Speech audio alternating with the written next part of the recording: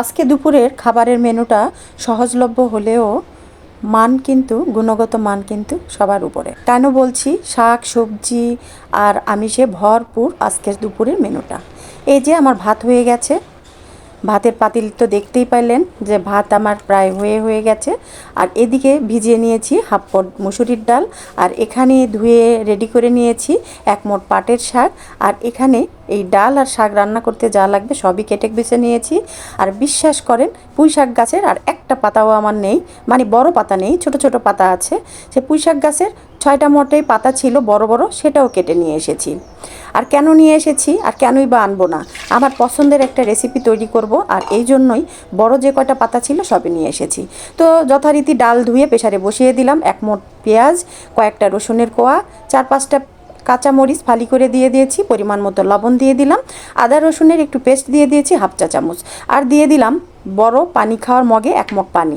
আর এখানে মটর ভিজিয়েছি, বিকালবেলা দেখা যাক কিছু একটা করা যায় কিনা। তো এখান থেকে মটরও আমি দিয়ে দিব অল্প একটু করে।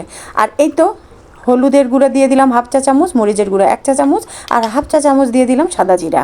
হয়ে গেল। একটু তেল দিয়ে বসিয়ে দিলাম প্রেসারের মুখটা এঁটে দিয়ে 2টা সিট দিয়ে দিয়েছি, বেশি না 2টা, জাস্ট 2টাতে পাটের শাক আর ডাল তো গলে যাবে। এরপরে তরকারির হাঁড়িতে দিয়ে দিলাম একটু তেল, তেলের সাথে একটা শুকনো মরিচ দিয়ে দিয়েছি ফোড়নে, তারপরে বড় সাইজের একটা পেঁয়াজ আর একটু রসুন কুচি দিয়ে এই যে সুন্দর একটা ফোড়নের ব্যবস্থা হয়ে গেল। ডালটা কিন্তু আমার রেডি। আর এই ডাল খেতে যে মজা, যারা যারা আমার মতো এই ডালটা খেতে পছন্দ করেন শুকনো মরিচ ভাজা বা কাঁচা মরিচ দিয়ে, তারা তো জানেনই এর টেস্টটা কী। আসসালামু আলাইকুম viewers, welcome to my channel আম্মুর সারাবেলা থেকে। আমি রুনা ইসলাম প্রতিদিনের মতো আজকেও হাজির হয়েছে আমার প্রিয় রেসিপি নিয়ে এই দুপুরের সময়। আশা করছি যে যেখান থেকে দেখছেন সকলে মঙ্গল মতো আছেন। তো এই তো বড় 2টা পেঁয়াজ কুচি করে নিয়েছি, সাথে 4-5টা কাঁচা মরিচ দিয়ে দিলাম, পরিমাণ মতো লবণ, মানে 2টা ডিম আমার ভেজে নিতে যতটুকু লবণ লাগবে অতটুকু লবণ নিয়েছি, সাথে দিয়ে দিলাম 1 চিমটি হলুদ একটু সুন্দর কালারের জন্য।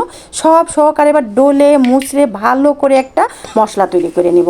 আর এই যে পেঁয়াজটা যত সুন্দর করে মাখবেন, ডিম ভাজিটা কিন্তু অত সুন্দরই হবে। এটা আমার কথা না, আমার নানির কথা, যে ডিম ভাজার মশলাটা যদি ভালো করে মেখে নেওয়া যায় তাহলেই ডিমটা নাকি বেশি স্বাদ হয়। আসলেই গুরুজনী যেটা বলে খুবই সত্যি কথা। তো এর সাথে দিয়ে দিলাম আমার কুচি করে রাখা এই তো সেই 5-6টা পুঁই শাকের পাতাকে আমি যতটুকু পেরেছি কুচি কুচি করে নিয়েছি, পেঁয়াজের সাথে কাঁচা মরিচ দিয়ে সব সহকারে ডলে নিলাম ভালো করে। 2টা ডিম আমি পাশে এমনি ভেঙে রেখে দিয়েছি, এখন এটার সাথে এটা অ্যাড করার পালা। আর যদি কেউ এখনও গরম ভাত রান্না করে প্লেটে নিয়ে না বসেন, তাহলে কিন্তু এই খাবারের মেনুর এই রেসিপিটার মজাই পাবেন না। দিয়ে দিলাম পাতা, পেঁয়াজ, লবণ, মরিচ সব একসাথে দিয়ে ভালো করে ঘেটে ঘুটে এইবারে এটাকে খুব সুন্দর করে ডিমের আমলেট না মামলেট নাকি ভাজি নাকি ভাজা যেটাই হোক করে নিব। আবারও বলছি, গরম ভাতের সাথে অবশ্যই ট্রাই করে দেখবেন, কেমন লাগে জানাবেন। তবে তার আগে আপনার মনে হবে মেনুটা খুবই সুন্দর ছিল, ভাতটা খেলাম অনেক দিন পরে পেটটা ভরে। আর এই যে তেল দিয়ে দিয়েছি ফ্রাই প্যানের উপরে, যতটুকু তেল লাগবে আমার ডিমটা ভাজতে ঠিক অতটুকুই দিবেন, বেশি দিতে যাবেন না, তেলের দাম অনেক। এরপরে ডিমটা দিয়ে আস্তে করে একটু নেড়ে চেড়ে, আমি কিন্তু একটু চটজলদি দেখাচ্ছি, আপনারা কিন্তু এত তাড়াতাড়ি যেন উল্টায় পাল্টিয়ে দিয়েন না, তাহলে ভেঙে আমার মতো ছাড়াবেড়া হয়ে যাবে। আর সবচেয়ে বড় কথা হলো পুঁই শাক যেহেতু দিয়েছি, তাই একটু ঢিমে আছেই ভালো করে এই অমলেটটা ভেজে নেবেন। তাহলে পুঁই শাক যদিও অনেক নরম, খুব তাড়াতাড়ি ভাজা হয়ে যায়, তারপরে একটু সময় নিয়ে ভাজলে আরও বেশি ভালো লাগে।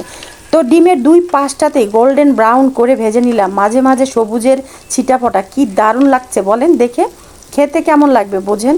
এরপর আমি এই রেসিপিটা যার কাছ থেকে শিখেছি তাকে আবারও অনেক ধন্যবাদ দিচ্ছি, যে অনেক দিন পরে সত্যি পেটটা ভরে আজকে তৃপ্তি সহকারে খেয়ে নিলাম।